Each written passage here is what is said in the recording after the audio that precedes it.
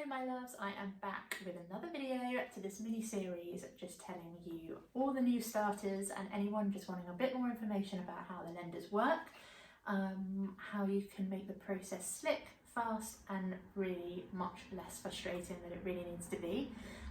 Very quickly, my name's Sarah Irons. I've been a broker for 16 years. I've also been a landlady. I'm doing my first development. I've worked in a estate agency. I've done property courses. I've got my own loans, and I am well placed to give you all the information and help that you need to get you on your property journey.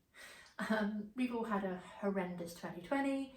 Most people's goals haven't come to fruition. I'm sure you have them all written down, just waiting, and you can't wait to just start the journey. So I just thought, you know, when I see people, there's so many people that don't realise they can actually get a mortgage, and I just want you to know that most of the time you actually can. It's one of the best parts of my job when I just tell someone they can get a mortgage where they really didn't think they could. It's just so nice to see the joy on their face. Everyone in property has done well for themselves over the years. Yes, it does go up and it does go down. Everyone's got their own opinion. There's a way that you can make money no matter what the market's doing if you're doing it correctly. I'm going to go into all of those things in my series as we move through all the different sections. But I am just starting with residential purchase and remortgage. And for anybody that's new to property or really wanting to embark on their first purchase or moving up into their second purchase, a bigger property, and just still a bit unsure in this ever-changing world, and it is changing, what the lenders want now, how they assess your income, the documents that you need to provide, you know, really what is needed to get a mortgage. So this video is the one you've all been waiting for.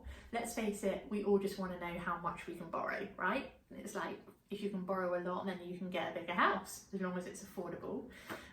So this video is going to be telling you how you will know the approximate amount that your lender is going to lend you. So I've been over incomes and how they're assessed, whether you're employed, self-employed, director of a limited company, contractor, etc, etc. So please go back over my old videos if you haven't actually seen those yet, because they'll give you a really good insight into you know, that side of it. But for any of you that are watching the series and you've come through those videos already, then this is the one you're going to be really excited about. So without further ado, let's get started.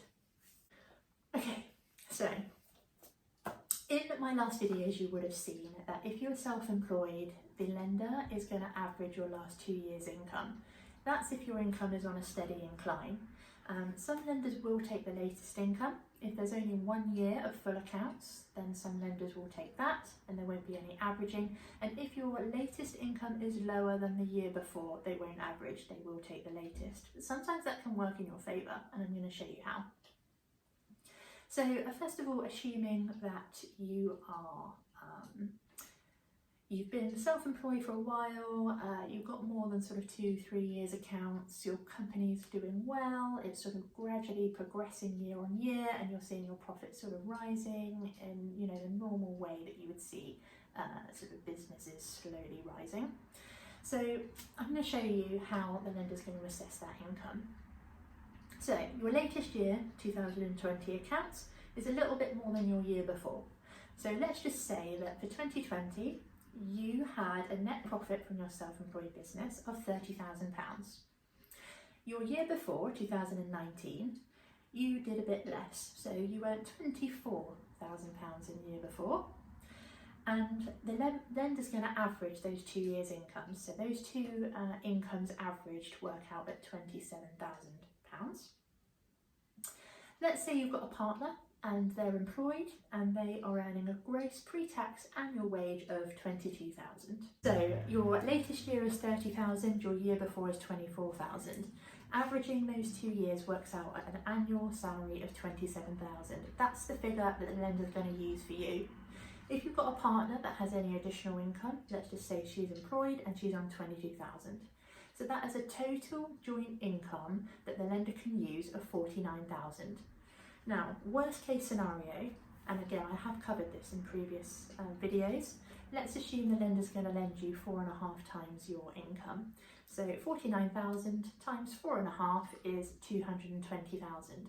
That's going to be the mortgage amount that you will be able to get approximately, depending on the lender, depending on other things, whether there's adverse dependence, a lot of debt, which I've covered in other videos, but just if you haven't watched that, those things can make a difference to the loan size and age and term. And you know, more often than not, the lenders will sort of 4 3/4 times the income. It's always based on affordability, but if you're working on 4.5 to 4 3/4 times your income, you're not going to go far wrong. So if on this joint income of 49,000, the lender 4 3/4 times your income, then your loan amount is 232,000. Then you've got your deposit on top. So that just gives you an idea of the sort of lending level you can get in that scenario. Now, if you find that you're in a situation where COVID has resulted in your earnings dropping for the latest year, don't worry, that's fine, and it can sometimes work better for you. So let's just take that same scenario. So you're self-employed, your net profit for the year has come in at 28,000. That's for the year of 2020. So your latest year is 28,000. Your 2019 income, so the year before, was 32,000. So it's dropped by £4,000. In this scenario, the lender is not going to average your income. So they're actually going to use your latest year's income, which is 28,000. Now, if you remember the first scenario, you'd earned more, but because of the average, the figure the lender was going to use is actually less. So in this scenario, you're actually going to get a bigger lend because despite earning less, there's no average of your income. This also is true for anyone with just 1 year's accounts. Sometimes it's a myth that I see again and again and again. I can't get a mortgage until I've got 2 years accounts. No, that is wrong. That is such wrong information. Your second year's accounts can actually mean that your lend is less because they average the income. So if you've got 1 year's accounts and they look good, then just like, you know, this scenario, they're just going to be taking that last year's accounts figure or the figure where it's dropped in the latest year, and that's what they're going to use. They're going to apply the same income multiples, and the result is going to be you're going to get a higher loan because of it. So thumbs up to that one. Good tip to know. So yeah, that's, you know, if you're employed, then your gross annual salary with any allowances you might get, a car allowance, any bonus that's provable, any overtime commission that's provable. I've covered how it's provable in another video. If any of those apply to you, they can be used as well. It all goes into one pot and they will get this one figure that they will base your lending amount on. And you know, 4 3/4 times is pretty much your go-to. You won't go far wrong if you're working off of that. If you want to be really cautious, go to 4.5 times. And you know, some lenders will actually still go to like 5 or 6 times income. It just depends on a few scenarios, but we're not going to overexcite you. The majority will be sat at 4 3/4. And so that hopefully will give you really good insight into the sort of lending levels that you can borrow. Any questions, please leave them below. Any topics you want me to cover, please put them below. I want to help you achieve your property goals. So help me to help you by telling me what you want to hear, because hopefully I can then send the info your way. You can get more prepped, you can get organised, you can plan, and let's really see your property goals come to fruition and reality in 2021.